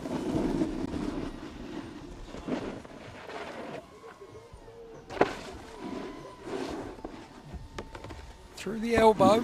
Front 1, cab 1. You want to feel the energy. I know. He just didn't give it to us, did he? No. That's what it is. You kind of, the fact that both of us are quiet at the end of the run there, we're saying nothing, but we're telling you everything. He's coming off the rail early at that first one. This is nice. That was lovely. That was really good. But this, switchback 9 at this level. Especially when you're putting it amongst that, and it does look a bit scatty. Yeah. It's nice, though. It's got the Roman DeMarchi You want to see style to it. Like that overall impression or composition as they're talking about it. It looks at which directions are spinning you going, how are you building the run? Is there energy all the way through it, or are there flat spots? And as beautiful as this is in places, Yuto Miyamura just lacking a bit of a punch at the end there for me. Yes, look at that.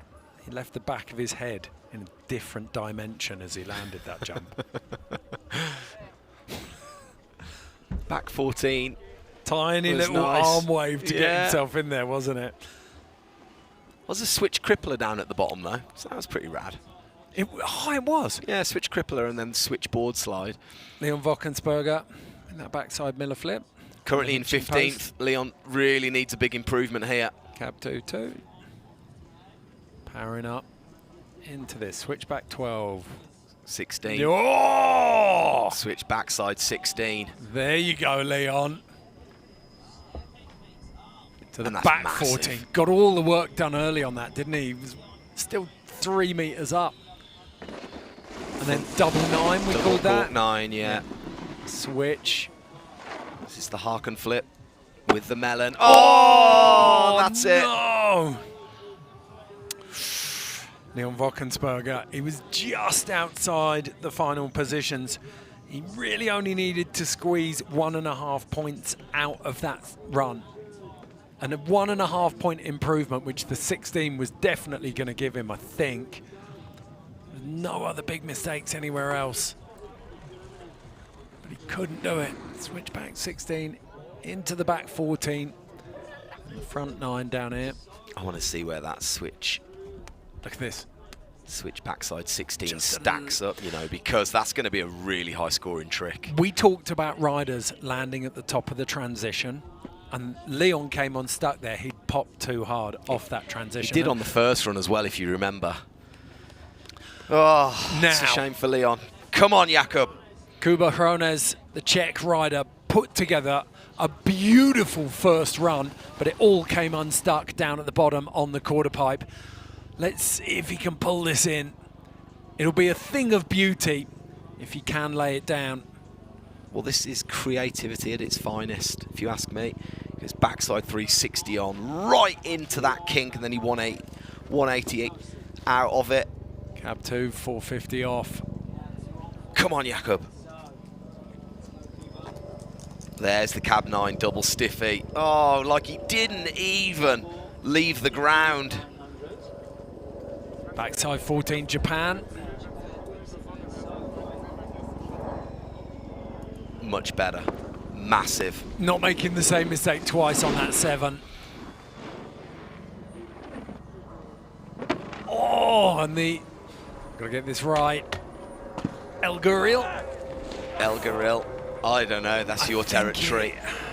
The hand plants and lip tricks are from your era, mate. I'm not as old as you. Oh, this is good. Do you know what? I'm just wondering if it's a little light in the jumps.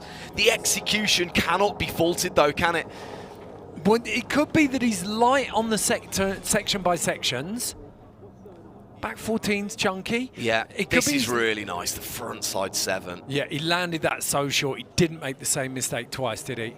He's got 9, 14, 7 on the jumps. The rails working for him at the top. Excuse me. The execution is there. And if you don't follow him on social media, make sure you do, because in the qualifications, he did a trick and his glove got attached to his binding. He landed on his fingers and was somehow able to pull his hand out of his glove. He did the remaining second half of his run with his glove flying around attached to his bindings. And he still managed to get through. I think he's got that up on his socials. So Kuba, oh, this is going to be a really anxious wait for him. Okay, up in the start gate, we have one of the biggest characters in slopestyle and big air snowboarding. It's Mr. Lion Farrell. In that bubble spot right now. Go back up. Lion, you brought your runs down, now the weight starts. How are you feeling at the moment? I'm feeling pretty relieved. I fell on the last feature in my first run, and that was just the worst thing that could have happened. I didn't expect it, and the wait between one run and the second run was just so long, so many thoughts, so many doubts, but I had such an amazing crew around me that gave me such positive vibes and energy and confidence, and I was able to land the second run. And now we just have a little bit of a wait for finals, but getting to make it into the next round in the LAAX Open is always the best thing that I could ever ask for. And how do you approach a day like this, where you have the semis and finals on the same day? Because you probably won't show everything in the semis yet, and keep some tricks for the final, or not? Yeah, you just have to pace yourself in this contest, you know? You want to do big tricks in the semifinals because you want to confirm your, scores to get into the next round, but it's really about landing consistent runs, and if you make it to finals, then making the decision to step it up to that next level and really give a LAAX Open level performance. That's what we all want to do. So making finals, hopefully I can step it up through practice and put down a run that I'm really proud of. Good luck for the finals, and back to the studio. Well, you might have seen the bigger picture there. Rookie Tabita absolutely going through the motion. 12, back-to-back 12s. Look at the celebration at the end. I don't think we'll see back-to-back 12s that clean. He currently sits in 13th. He's 5 points off the bubble. It's going to be an improvement, and are we going to see Francis Jobin going home? He really snatched at this frontside 10 on that bottom shark's fin. He comes up a little short here. He celebrated as though he'd won the lottery, but we were waiting for his score to come in. This will be really, really interesting. I think this will be a fantastic indication when you've got back-to-back 12s like that and the 1080 on the shark's fin. So Jakob Proens up into 8th place there. Dusty, Red, Dane Menzies, Frank Jobin on the bubble at the moment. It's getting so tight up there. Yeah. I just checked it. So the movement was an El Guriel. It's not a full guy, because it was a frontside spin. Technically, an El Guriel, you come in switch and do that movement. Right. But forwards, that could be a full guy, but you're supposed to go up, frontside invert to fakie over the top. So Chris Corning. So you're paid the big bucks, Ed. Big boy. Big spins. Yeah. Oh, yeah, huge backside Nailed rodeo that one, off. didn't he? Yeah. Way more intent, way more ambition at the moment. Oh, no, Chris And that's Corning. the danger when you come in that hot. You could see it. He wanted that. He'd stamped on the throttle before the cannon rail. So he had so much time there, but then he's overcooked it as he comes into the first kicker. So gutted for him. So he gets that back to 3 Miller. Beautiful on the backside rodeo. And switch backside. Just pops it down on the nose. Looking for that 12, but skips out on his back. Oh, he'll be gutted about that one. Yeah, he will be. A winner here previously in 2019. Chris Corning will not advance through to the finals. As one of the veterans, I sat with him watching the women's big air qualifiers in Klagenfurt, and it was hilarious. That man knows his way around some judges' decisions. Does he? It's pretty funny. Red's gone for the full bib tuck up on this one. I like that. I love the colour scheme as well. Simple black with what I call a dusty plum. Dusty Plum. Yeah, really strong look. But maybe even a little bit of egg. Oh, that's what the judges want to see. Full nose press style. Into the 50-50 through the dink, back 3. Hand drag 5. Massive. As he goes switch backside 12-60. It's just so beautiful, isn't it? It's really nice. Back-to-back 12s, and he's really winding up there. He's got so much control in the air on that 14. He can just kill the spin. Frontside 10, much cleaner. Coming in really easy to over-rotate that one as well. Better on the quarter pipe. Caught the transition. Oh, hello.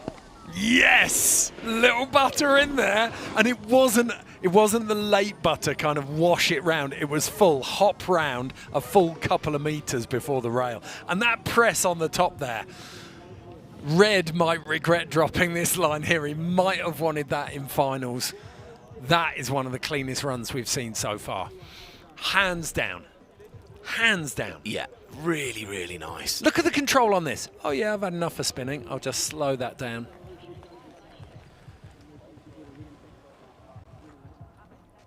That's the 1 weak spot.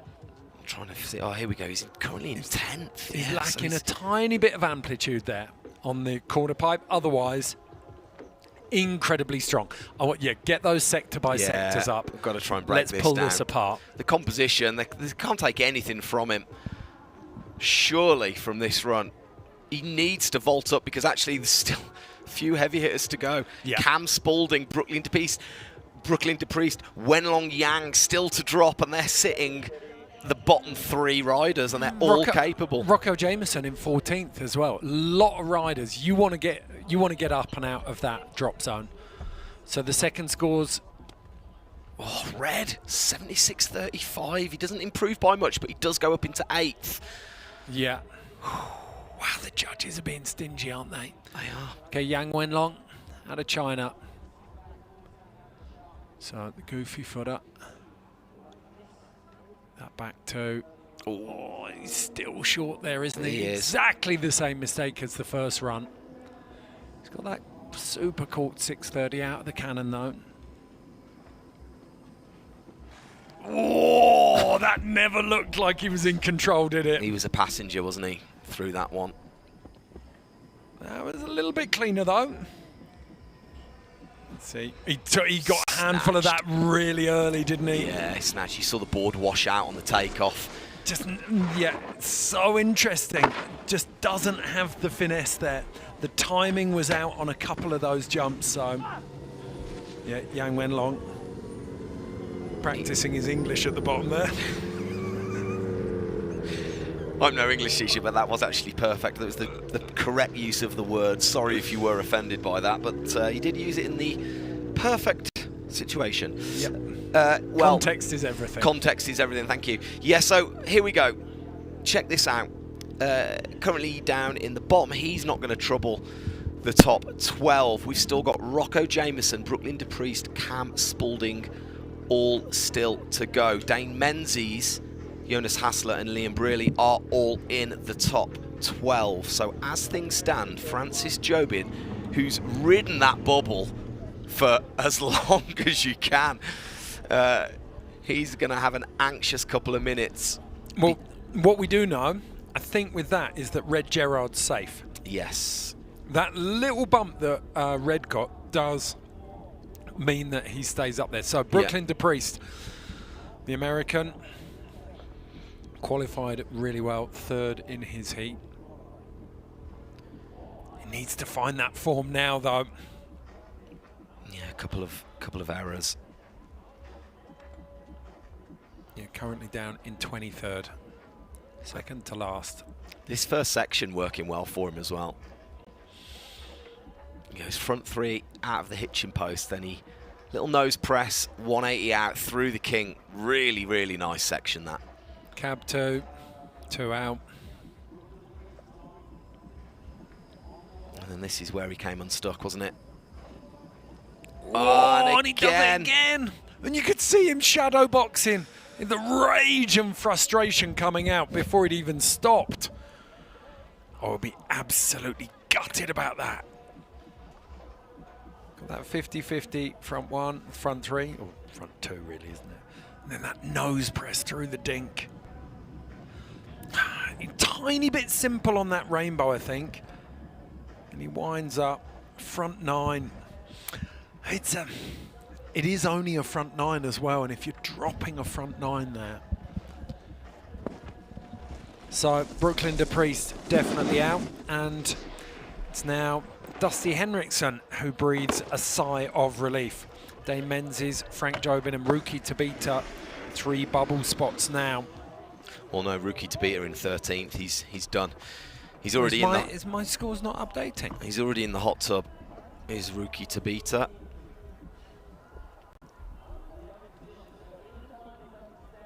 Well, we're having a little bit of a... I've got him in 12th on a 68.35, and my Red Gerard score has updated. How have we got 2 different ones here? Oh, look at that Dane back in the mix with that lovely hitching post.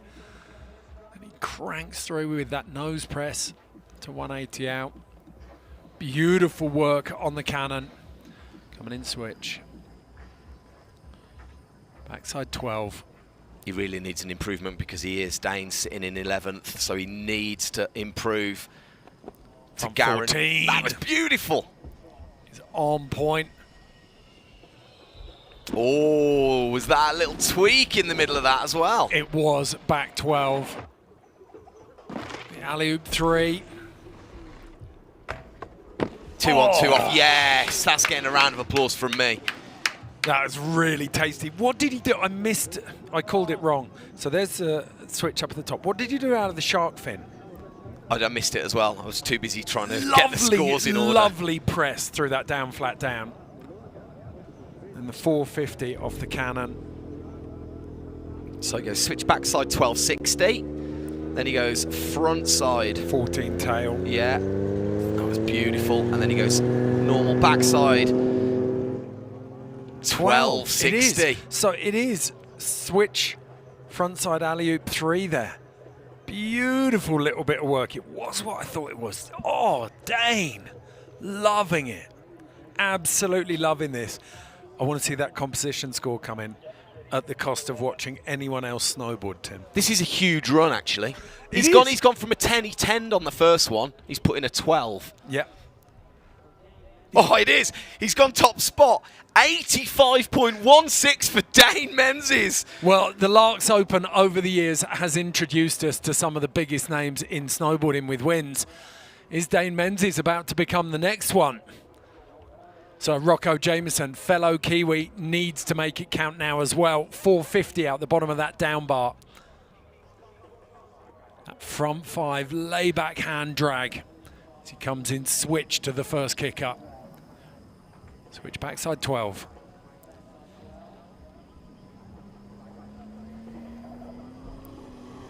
Front 14. Nice. Super clean again. The sloth roll, double sloth roll, bring back. Brings it back. Tiny bit under rotated, but it's still a super hard trick under those conditions. And I love the quarter pipe 7 as well. Oh, crispy on that last rail as well. Yeah, he had that switch 7 last time round, didn't he? On the back 3 nose tap. On the quarter pipe, this is front going to be 2 to 450. This is going to be a nice run, I think.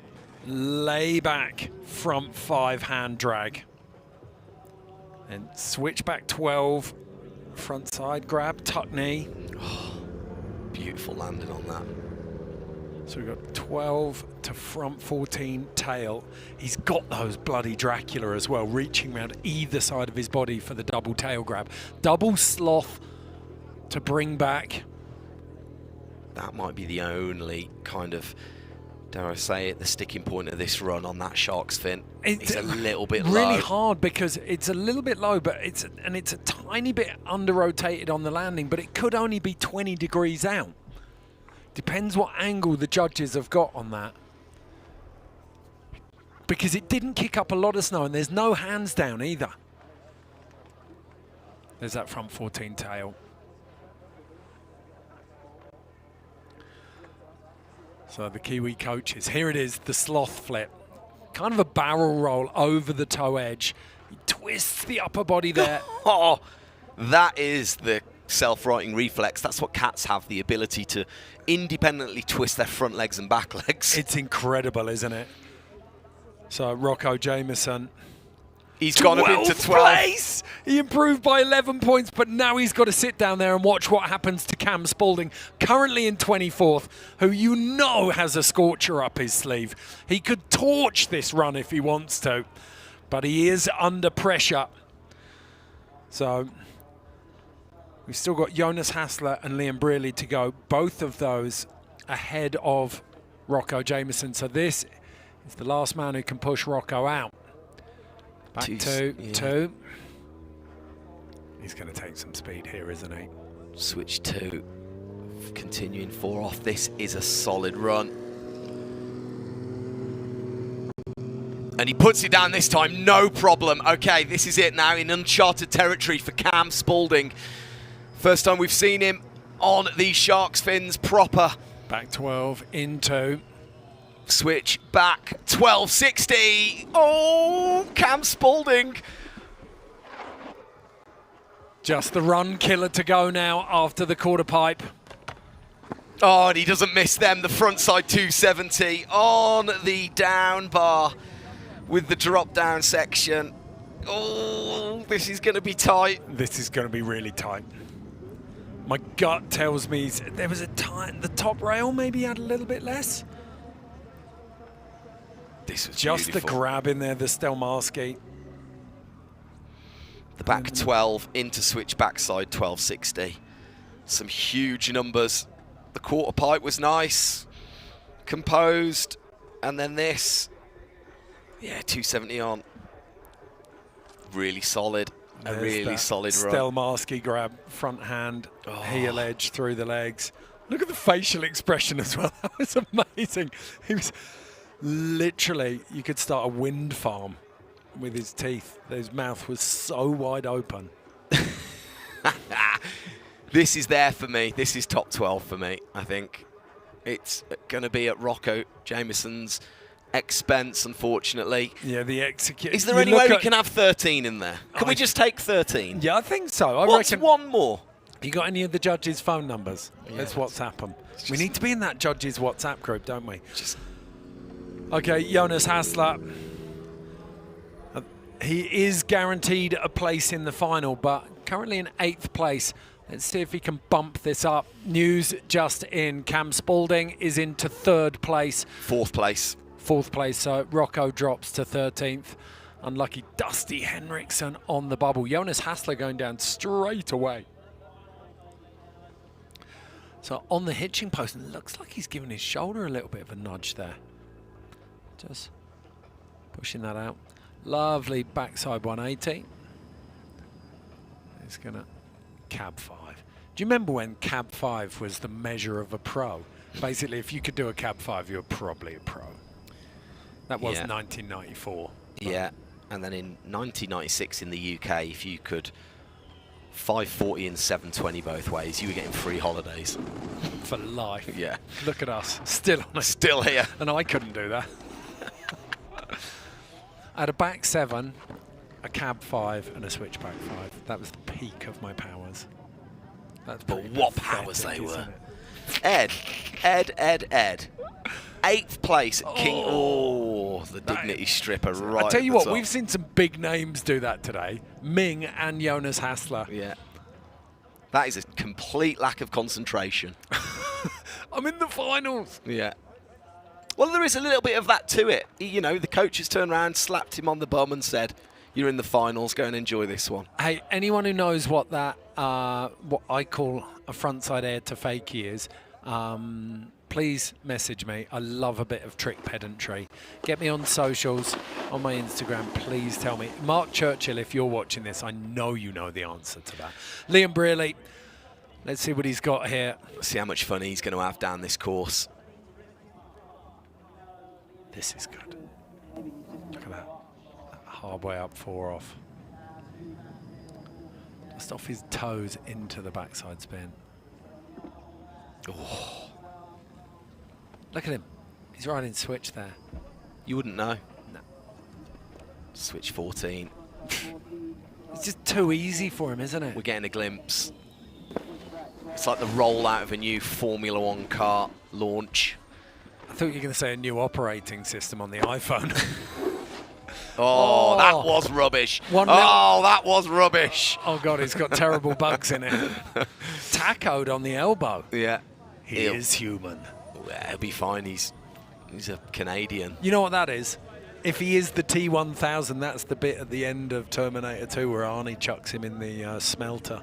No, it's not. It's the bit where he gets shot in the face and his head splits open, but it's going to come back together for the finals. Yeah, it's at that point they knew they were in trouble. I've paraphrased that slightly. So Liam Brearley giving us a glimpse of what to expect come finals time. He is. You said that just as he fell off the elbow and tackled. No, that's not what we're going to see in the finals. He's my absolute standout favourite. He is having a very, very good time out on this course. Oh, a brilliant semi-finals, but it's as exciting as it is disappointing. We've lost some of those amazing names that you so look forward to seeing ride.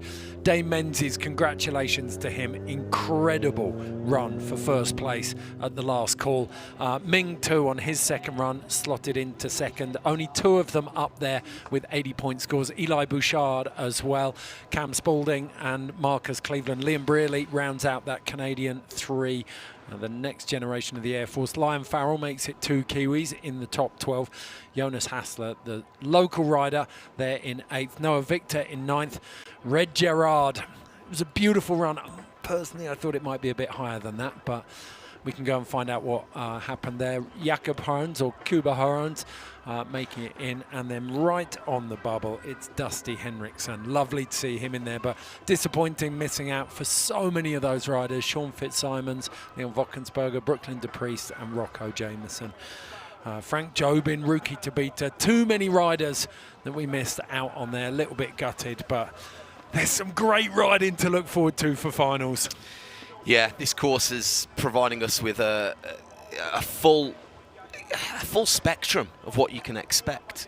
You know, when you've got the full spectrum of what you can expect. I like that. Yeah, you know, the creativity. Well, you've got the consistency of Brearley. You've got the creativity of Dusty Henriksen. You've got the perfection of Cam Spaulding. Yeah, Eli Bouchard, the mind-bending physics and from Dusty. him.